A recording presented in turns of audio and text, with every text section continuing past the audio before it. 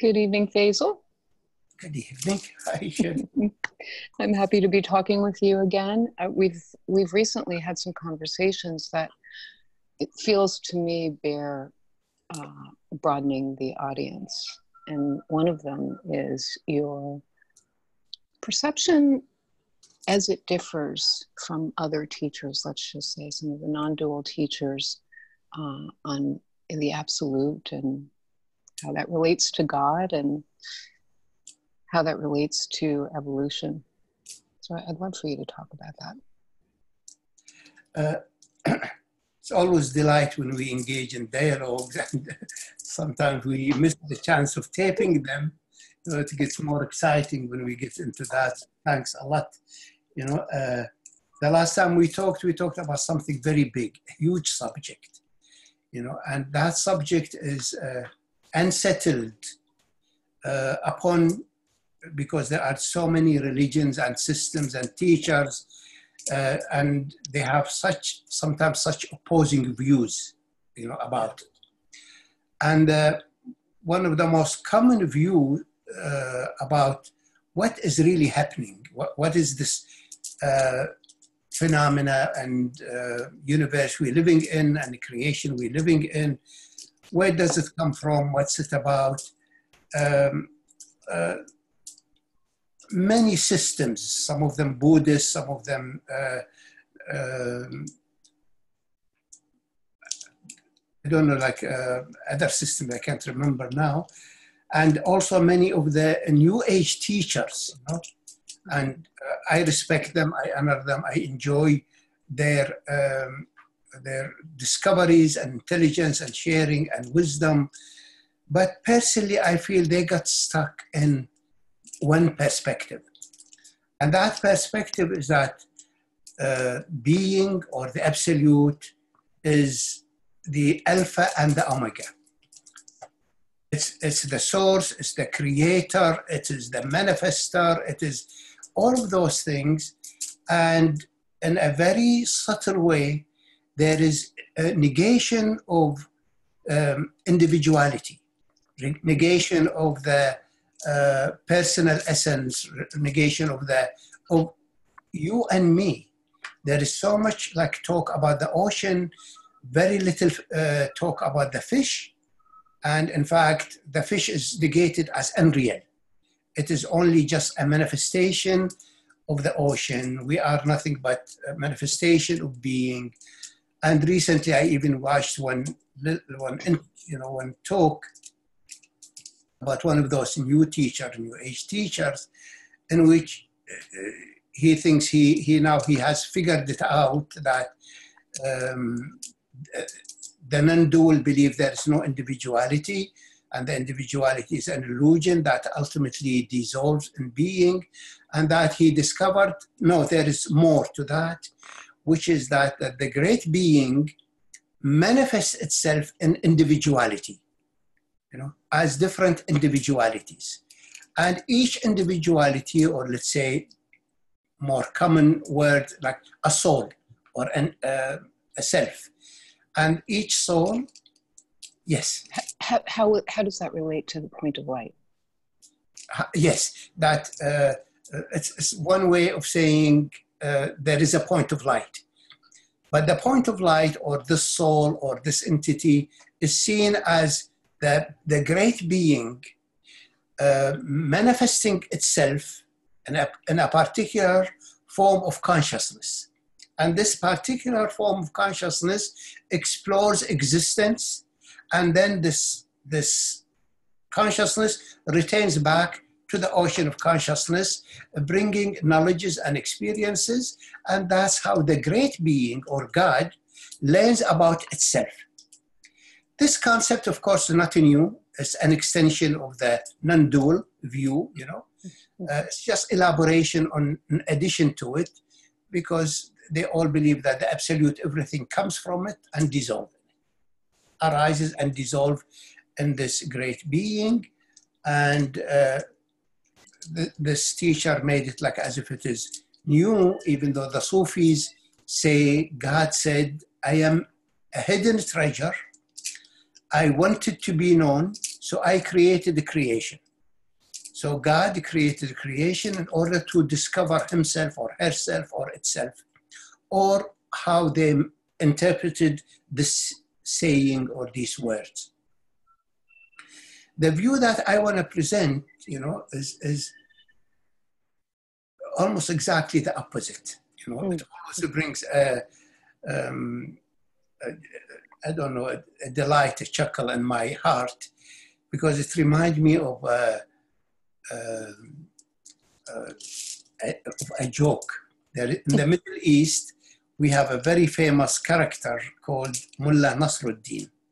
Mullah Nasruddin actually was an enlightened being, a Sufi, who encountered humanity and the dilemma and the confusion of humanity through humor, through jokes, and tried to make sense of the absurdity of our thinking and conditioning, but not through analysis or encounter, but through delightful humor.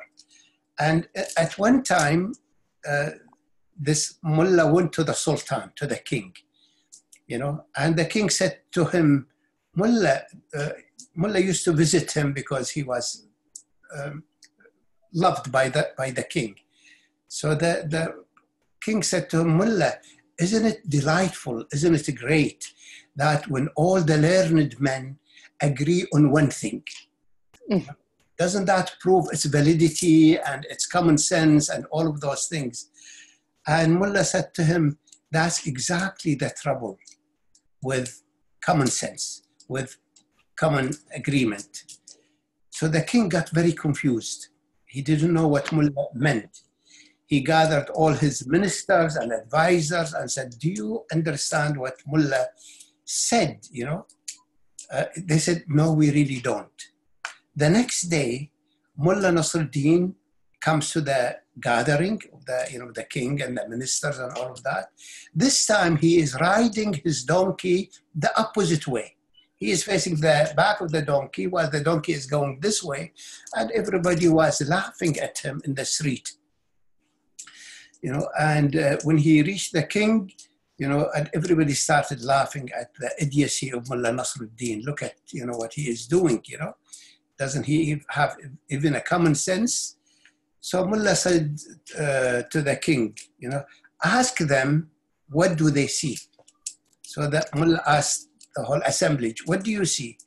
They said, we see, a man riding the donkey the wrong way, the opposite way,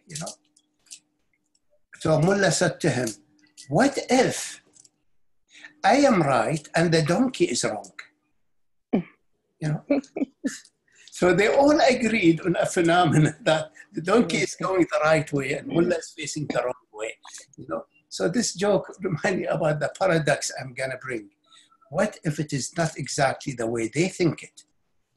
Not the way that they understand it. That this understanding, in my perception, I could be off, I could be limited, but to the depth of my truth and to the depth of what I know, this understanding, this perception, this way of seeing reality is not objective enough. That they really first don't know the nature of the being itself. That to think that the being is doing something is adding something to the being that is not the nature of the being. The being is not a doer. It doesn't do anything. This whole existence that we live in doesn't do anything. It is a giant mirroring system. We interact with this being, and this being mirrors back what we intend or say or do or act. So it is not the creator that's doing things.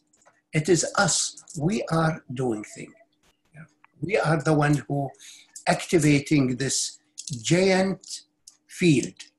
Call it the field, whether it is the quantum field, whether it is Buddha mind, whether it is enlightened nature, whether it is Allah, whether it is the Holy Spirit, different names for an existing field. And that field by itself is just being, it's non-doing. One way to approximate or understanding of it, that it is a giant electromagnetic field. And the nature of this giant electromagnetic field is the same as the nature of our mind, our human mind. Our human mind is an electromagnetic field, and this electromagnetic field that we have individually is the same as the cosmic electromagnetic field. And how we program our mind with understanding or visions or inspiration is the same process that we can program the cosmic mind. The cosmic mind is programmed by our invocation, by our action, by our intentions, So it's not the absolute doing things. It's not like the absolute wanting to experience love, so it created itself as Romeo or as Juliet, and it fell in love, then it learned about love. No, Romeo and Juliet fell in love. They are two entities, and they filled the field of the knowledge of love and whatever that is. Because for a long time, I was also an absolutist. I thought the being is doing its thing, and it posed a challenge, because if the being is doing its thing, then I have no free will. I am just a product of its own intention and imagination, and I could be even the victim of it. It can do with me whatever it wishes, whatever it wants to, And to think that we are victims of the being didn't go well with me. Then it went a little bit further, that this being, if we really think about it, this way, it could be very insulting to being, Like this sounds like from examining the manifestation and the creation, it sounds like this being is also like a maniac, that somehow it never experienced, let's say, being a killer. So it manifests itself as a killer, as a rapist, as a serial killer, as a criminal of war. So being wants to experience this, to be this beastly creature. So it becomes beastly creature in order to learn about beastly creatureness, And it's also the victim. It's also the little girl that got killed and raped, or the woman, or the nations destroyed, and all of those things. It's nothing but the being manifesting itself in different forms to learn about these things. It want to learn about cruelty. It want to learn, it's not just about love. Mm-hmm. It's wonderful when you say, being created love and joy and colors and music and art. It sounds, what a beloved, benevolent being. But when we think it's also created all kinds of individualities, and some of those individualities are horrendous, and that this is the being that's now raping the earth, destroying the millions and billions of insects and animals and water and air, and it's like a very subtle way of not stepping up to the picture, to the plate. Mm-hmm. It's saying, I don't have anything to do with it. I am just an expression of God. God made me this way. I cannot help myself. I want to destroy. I want to steal. I want to do all of this destructive things that humanity is suffering from, because God wants that. So if I take this view to an extreme, I run into huge challenge, huge difficulty. I remember in 86, 87, when I left my old friends and the school I was part of, this began to germinate in my being, in my soul, like is the absolute the one who is doing it all? You know? And my suffering is caused by the absolute, and that I am a victim, I am, I don't know, like whatever God does, you know. It didn't go well with me. And I remember at that time, I decided to even not follow be the absolute and in the absolute, or be absolutist or diamond approachist or all of those things. I said, these all views I am playing and juggling with the mind. What if I leave them all? You know? Is there something else? Have I lost my guidance? Have I lost my mind? Have I lost, am I becoming just too dramatic, too neurotic, too psychotic, you know, to leave the being and the restfulness of being and the luminosity of being and the glory of being and leave it all? And when I left it all, I really fell into one of the biggest holes I encountered in my life. I call it an abyss.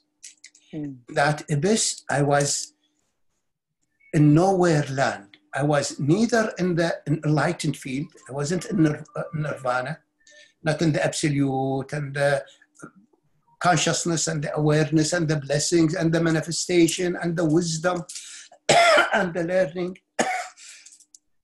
Nor was I in samsara, in my personality, in my ego, and issues and dilemma.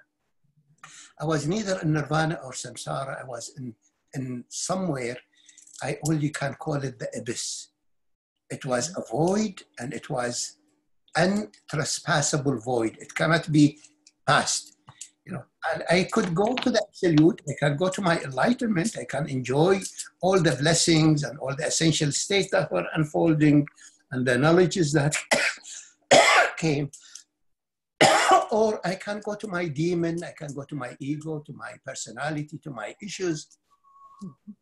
But I felt, no, I stayed in that abyss for almost a year, you know, to the extent that I almost decided not just to quit teaching, not to work with people, not to all of those things, but this whisper of guidance saying, no, stay with it. Work with them, let them get their essence, let them awaken, but continue with your sense of losing faith in the view, not in being, but in the view of what being is about and what being is doing, you know. I remember that was from 86 till Christmas 87, about a year, you know. And in the Christmas 87, I was getting, you know, I think it was the 23rd or something. And people, you know, you hear at Christmas, you know, the invocation of Christ and the invocation of God and praying for God and all of those things. So God started to resonate in my mind as a foreign word, you know, but something in my heart says, pray to God, you know. If the absolute is God, you will know for certainty that the absolute is God. Then your doubt goes away. That if the absolute is God and it creates what it creates and it's all a show and a play, you know, all you will see that is just a frame of mind of somebody in the absolute. That's the frame of the, you know, the absolutist, the Buddhist or whatever, you know, because some people say, no, there is God and God is not the absolute. God uses the absolute.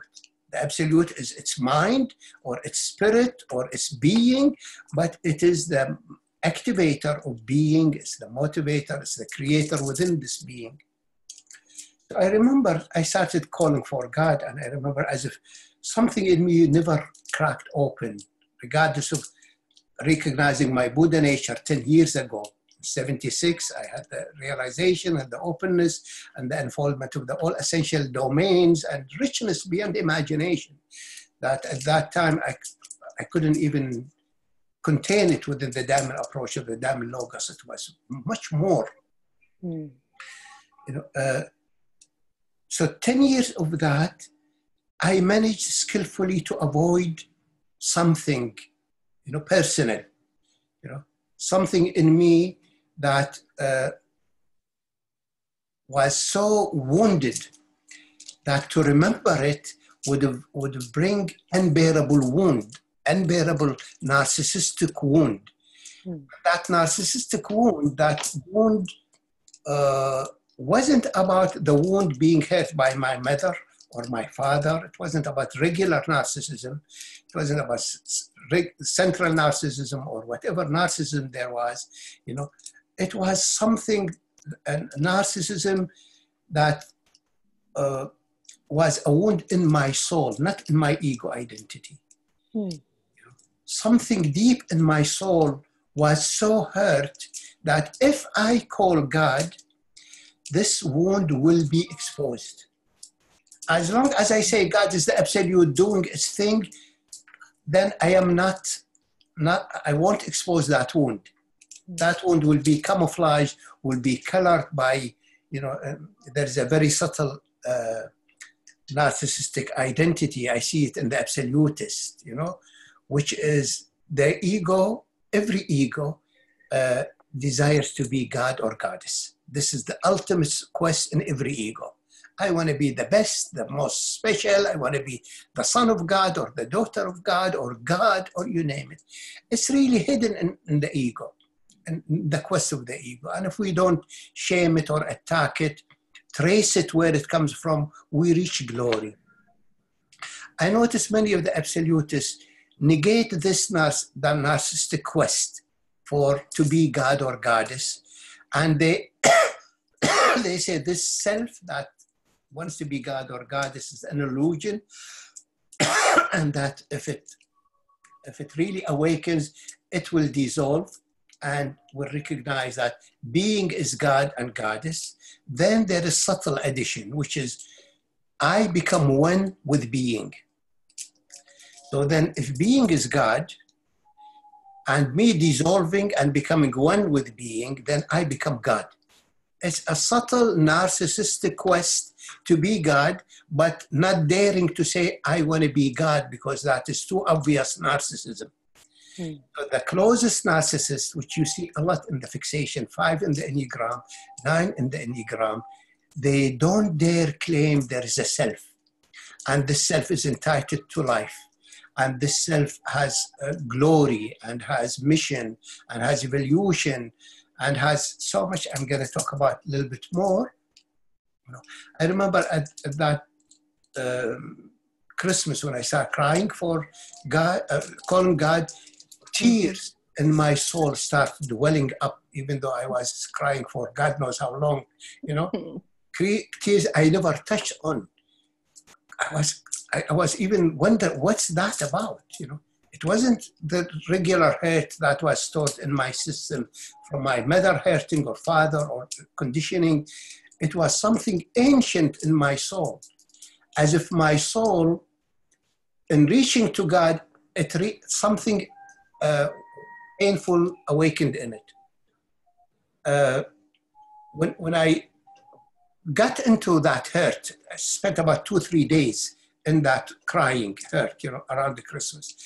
Somehow Christmas night, the coincidence with the Christmas night, I think the whole Christian consciousness, praying for the Christ, God the individuated, connected me to that stream, to that entity. Then I felt like I was hurt by God. And my wound was much bigger than the wound caused by parents or conditioning.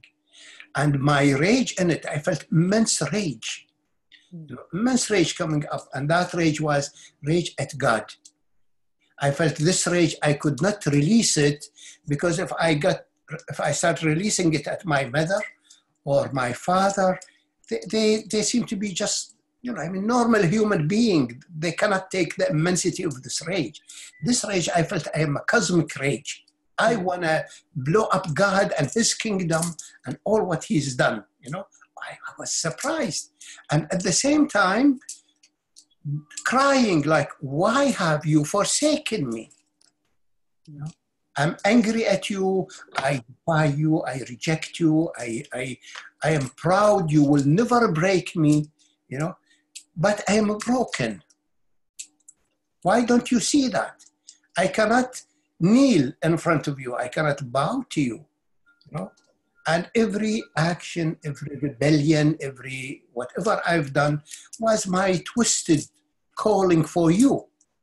You know, that was my love for you. I was surprised how much pain and longing was in my soul for God. Mm. And that even my rebellion and was just a form of love, negative love, but still love. when I reached that, as if admitting to the truth, my breakage and my defiance, that was, I call it the human stand, utmost honesty, that God, I hate you, but don't leave the room. And if you come from the door, I'll leave the window, but you stay. You know, it was like, I don't know, some kind of love affair, so different than I ever, realized. Reaching that moment, something in me calmed down, immensely calmed down. Then I started praying to like, God, I want to know, what are you? Are you the absolute? Are you what everybody is saying, the Buddhist, all of those things, the super intelligent, super being that does everything, you know, or are you something else? Do you exist or not? If you exist, what are you? If I am so bad that I am not worthy of your presence, show up, tell me you're out and go, you know, but at least I know you exist. Anyway, from this serenade, from this relational field, not object relational, but more relational field, I remember when I reached that, a divine presence showed up. A divine entity showed up. It wasn't the absolute, it was a person. A person. And this person was not, has a human form, but not made of flesh, made of spirit, made of light, made of very condensed material like jewels, diamonds, crystals, gold, very condensed jeweled entity of utmost glory. As I mentioned before, I am a seer, I am a sensor, I had many of those psychic capacities, and I encountered beautiful high beings like the Karmapa, the Dalai Lama, the Qutb, many of those beautiful beings. And they, I mean, when you really feel them and they're present, they touch you, you know, and they inspire as if your soul awakens to its potential and evolution.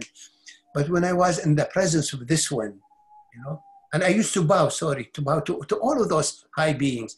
When I was in the presence of this entity, high being, every bone in me bowed.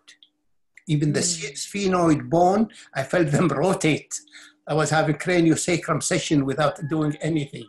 Every bone in me bowed with utmost reverence, utmost love, not fear, not bowing, you know. It is like you're seeing the ultimate human who is divine. He is a human divine. And you feel that being, that entity, that soul reach this position,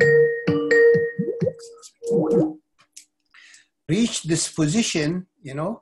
That may have been a divine entity. Yes, calling. Yes, divine entity calling. But this divine entity reached the position it's in, not because the stories we hear, God, the ultimate, and all of those things, that this entity or this God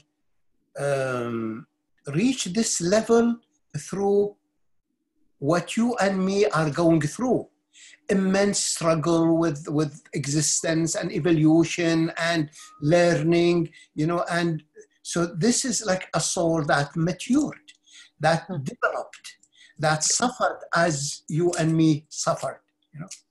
I remember a few years ago, you know, I was talking to this precious nun, you know, I work in Europe in a monastery, and this nun was there. And one night we were talking, and she said, was asking about what we teach, and I was telling her about we teach about being, and being is this magnificent, indestructible, undestroyable, the Alpha and the Omega. It's like the Father in Christianity. And she said the trouble with all of you spiritualists is that you don't accept a defeated God, a broken God. I mean, that was so deeply touching, because she was pointing to the fall of the human falls, the human soul, the human being is the same as this divine entity. This divine one, Lord, I call him Lord Divine, went through what we are going through, including at one time crying on the cross, defeated, broken, Christ on the cross, crying, why have you forsaken me? This story of the Christ is, to me, an example of the story of the fallen God, which is you and me. We are those entities, those souls, those beings, and those souls and beings are gods and goddesses. We create from this immense field, this magical being. We create from it. And we can create beautiful things, and we can create messy things. And that way, the glory is retrieved, but also the responsibility is retrieved. You and me are the creators, and we create from this immense magical field. Now, where does this field come from? Did we create the field? See, this goes opposite. This goes like Mullah Nasruddin. The non-dual, they say the field was the beginning. All of they talk about it as if it is created, all of everything. What if it is created? What if at one time, maybe 13 billion years ago, there was nothing but an entity, and that entity was an immensity of void and darkness, and then through its intention, it manifested a field. However that is. And that field is nothing but the emanation of its mind. That's why it's Buddha mind, it's consciousness mind. If that entity is Buddha, it's Buddha mind. If it is Christ, it's a Christ consciousness. It's a field. And in that field, it's much more magical field than our thinking mind field. That magical field can, whatever thoughts in it can manifest as 5-dimensional object. Length, width, height, time, and essence, life. A tree is a manifested entity or a concept in the cosmic mind, but it is intended by this entity. This entity is amazing because also the Dalai Lama talk about it in a very fascinating way. There is a book I don't have it, I would have showed it. It's a little book, small little book called The Nature of Mind. Okay. It's a little interview with His Holiness, the Dalai Lama. And for the first time ever, a Buddhist talk about entity and individuality. And if I remember correctly, it was in page 54 or 56. I cannot take that off my mind, in which the Dalai Lama says that we Buddhists, Tibetan Buddhists, do not believe like what the Hindus or the other Buddhists believe, that there is, the human being works and evolves, then reaches the moment of enlightenment, and then merges with the enlightened being, with the field, with moksha, and then dissolves and become one with it. We believe that the human being has to work and evolve and reach that field, but when it reaches that field, its individuality is retained forever. So Buddha, and when he entered Maha Samadhi, or Maha Enlightenment, Maha Nirvana, he didn't dissolve. He just momentarily I will explain later on momentarily. There was loss of individuality. And later on, he resurrected in the field as enlightened Buddha, enlightened person, a person who knows the nature of the enlightened mind. He came out of all those concepts, including the concept that the absolute is doing things. No, that we are doing things. We are filling the mind with concept and visions and all of those things. And the mind actualizes it. So it is I, if I want to be a saint, I can be a saint. And it is I, if I want to be a serial killer, I can be a serial killer. It's not the absolute forcing me. It is what happens to me, my ignorance, my karma, my distortions, my rage and hurt, whatever. And intention and free will. And there is free will. I am free to be this, except free will is a very subtle subject. I am free to initiate something, but I am not free when it comes to the result of it. Okay. If I activate something, like I could hit the wall with my fist, and I'm free to do that, but my fist will hurt. So the result, the pain, I don't have the free will to erase the mistake I made. Okay. So whatever action I do has a karma. You know, I have the free will to take that action, but the universe will mirror it.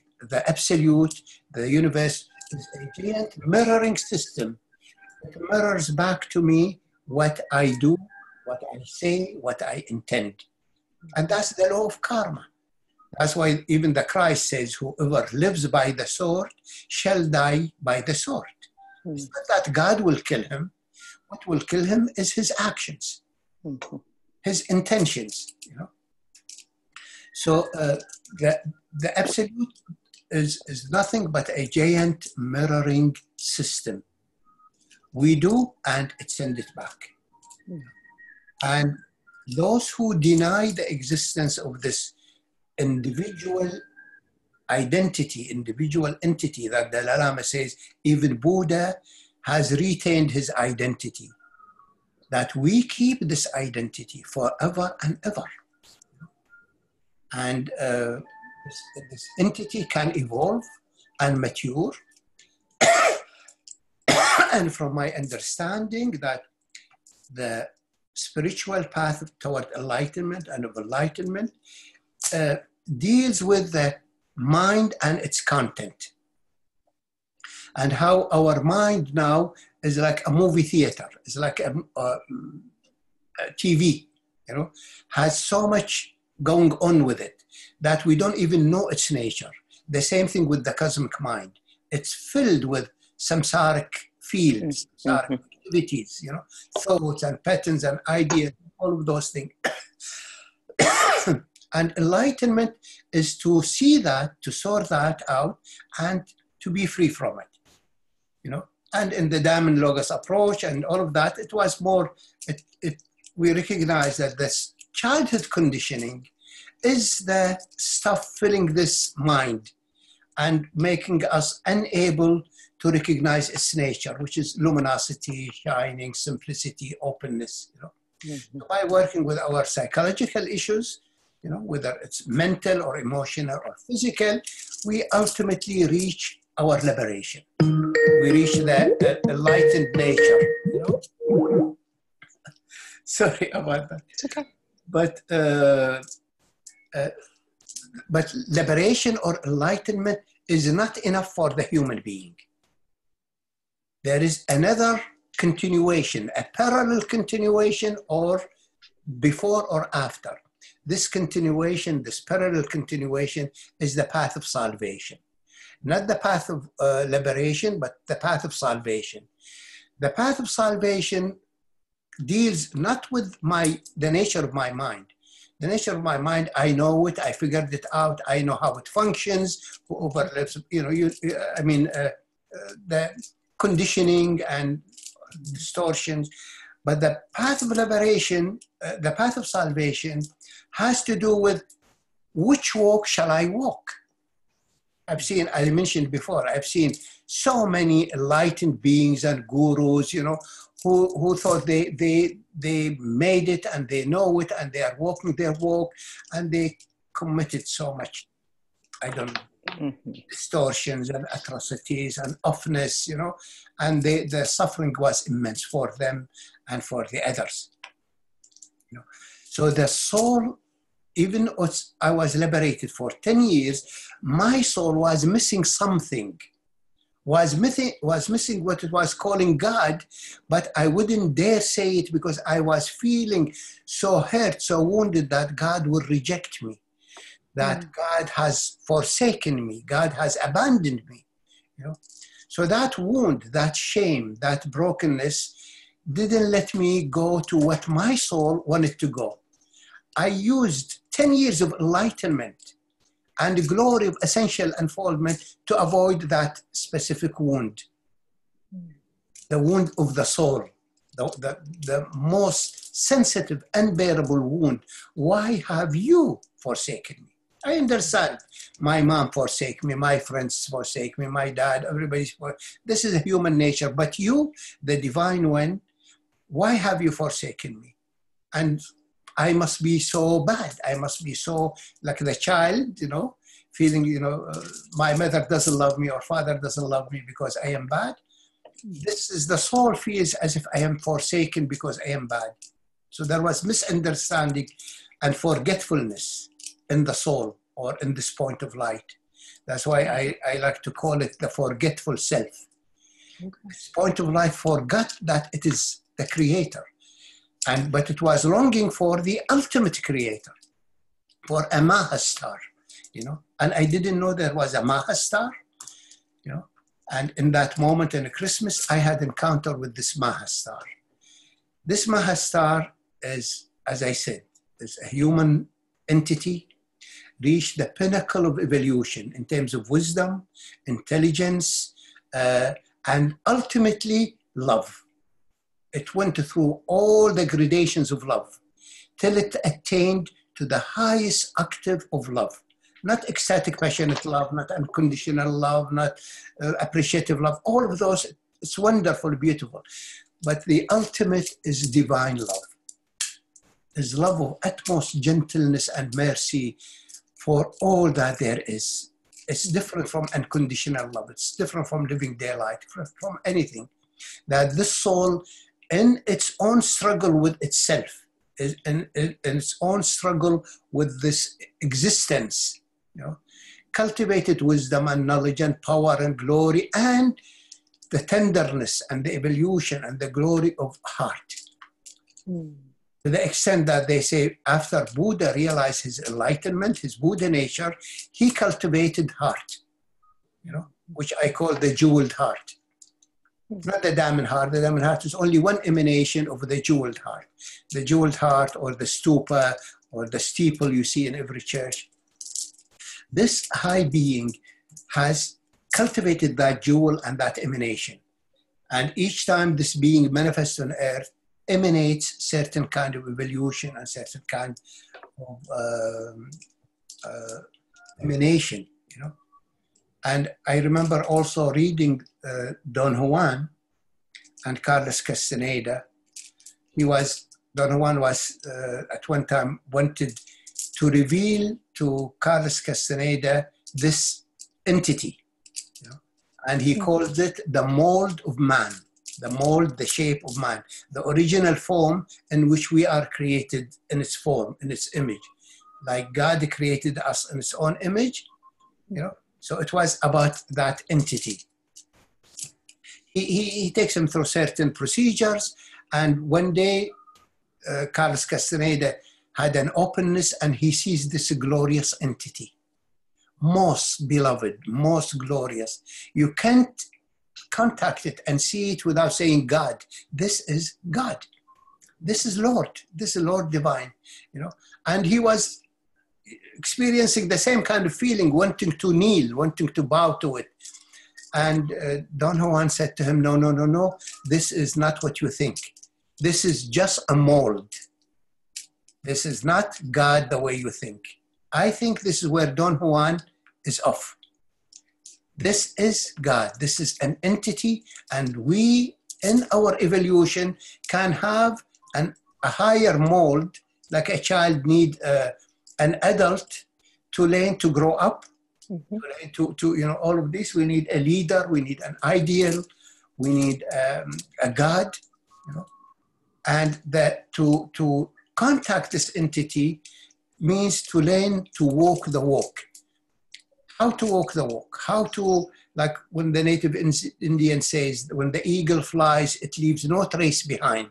How can my soul navigate in this existence? Not just be enlightened and feel free and make any ideas I want about the absolute or about me or about anything. No, is there a walk? Is there a path that if I walk it, it saves me from falling into so many pitfalls, so many distortions, because this absolute, this mind is majestic. You can create from it anything you want, angels and devils, distortions or glory. So to connect to this entity, to the high being, means getting the initiation or walking the walk of salvation. That's why in Christianity, say salvation comes through Christ, you know, as Christ, as the embodiment of this entity. That if you connect to this entity, you will know right from wrong. You will know high, you know, what is right. And then you make, as the Hawaiian says, you don't make the wrong right, you make the right right. You know, you really, if you are off, you receive emanation and guidance from this and from the higher beings that's around and all of this in order your soul to navigate, because just to be open in the enlightened field is beautiful, is wonderful, but it also can be a great temptation. Such a great temptation, you know, temptation to have power, temptation to, as I said, this hidden form of narcissism. Those, to me, some of those teachers, they are so narcissists because they don't dare say, I want to be God. So I identify God as the absolute, as my nature, then I am one with it, then I am God indirectly. Like, what is your ears? Here is my ears. You know, here is my ear. You know? But we are all gods and goddesses, fallen, broken, lost, but we create from this field. Now, are we and the field separate? I really believe not. I believe that the field is our emanation and we are its condensation. It's not separable. It's just like the magnet and the magnetic field, the sun and the light. It's not separate. This way it takes away the division and the duality and dual and all of this. There's a majestic emanation of our mind being, and we are the creators within it. And every day we create. And humanity every day create, but regretfully they create their past, their issues, their memories, their false identity, their negative merging, all of those things. So for me, it was really to see that there is God, and God is the human, and the human is divine glory, and that the absolute is the human being. It's the being of what we are. You know? But we are more than our being. You know, we are not just the ocean, we are also unique fish in the ocean. And each fish is not feeding the ocean with certain information and experience so the ocean feels great about itself. This is a very narcissistic concept. No, each fish has a purpose, you know, has an evolution. Each soul, each human soul comes with a certain desire to do this and do that. One lifetime I want to be a musician, one lifetime I want to be a lover, one lifetime I want to be this, I want to be that. And I come and go in an infinite kingdom with eternal manifestation, time and space, you know, and that our task and our glory is that we created this kingdom and we've forgotten how we created it. And we don't know how to interact with it, you know. And in most, like they left it all to God, to Allah. So Allah is destroying the forest. being is doing its narcissistic distortions and maniacal activities. We blamed it, we dumped it on God. No, we're not stepping and saying, no, this is our kingdom, this is our home, this earth is the glory of God knows billions of years of intelligence, of wisdom, of, I don't know, skillful means. And we need to take care of it. We need to take care of each other, instead of just delegating to being doing its thing, you know, and being going to experience this or experience that. No, we are responsible. To be God is such an immensity of responsibility.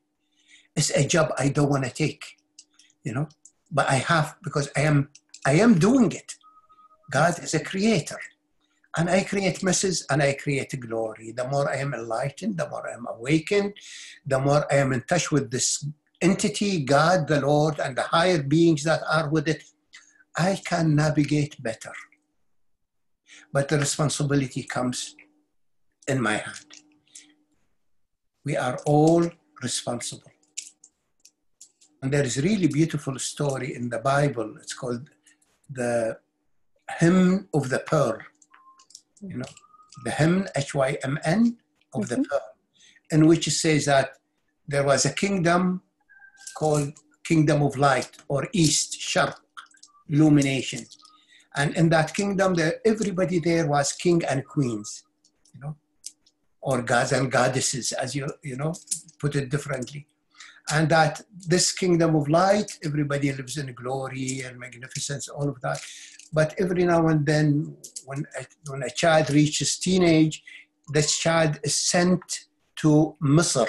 Misr means Egypt. Egypt means material world.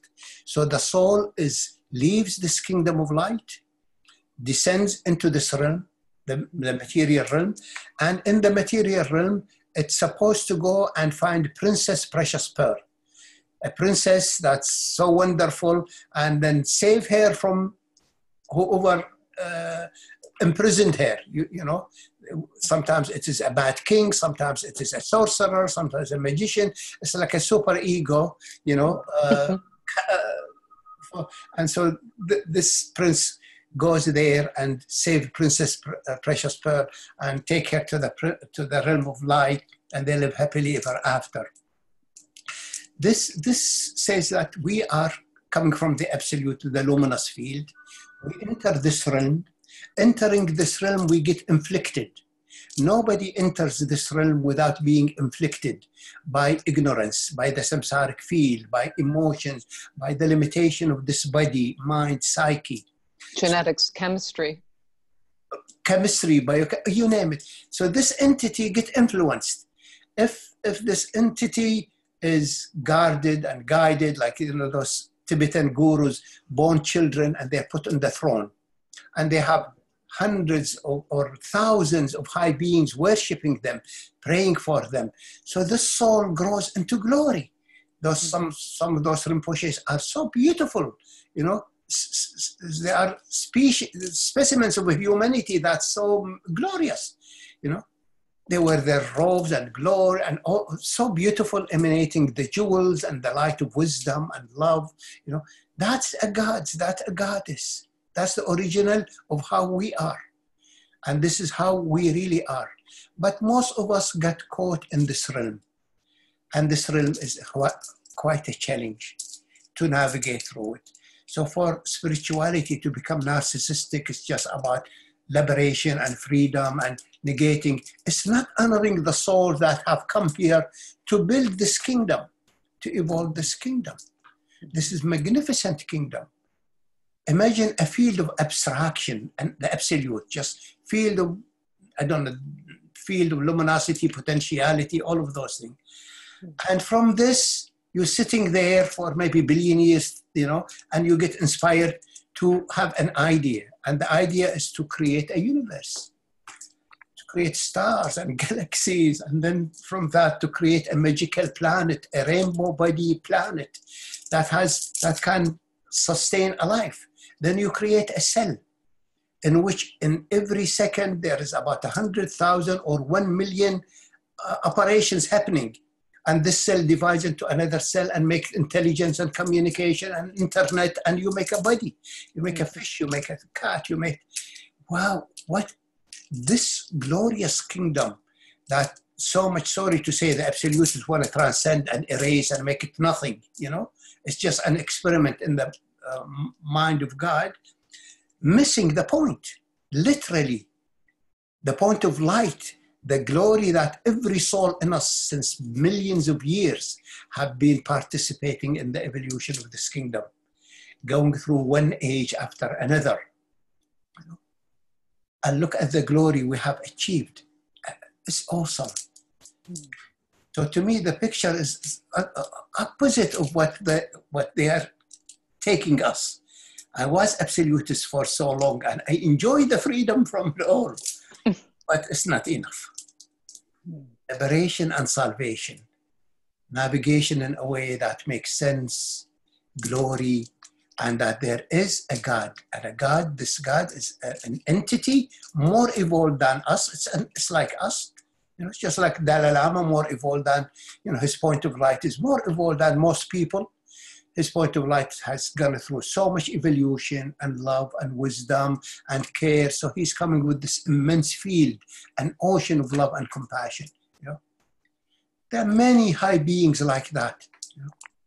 There is one that seems to be the highest of them all, Mahastar, really Mahastar.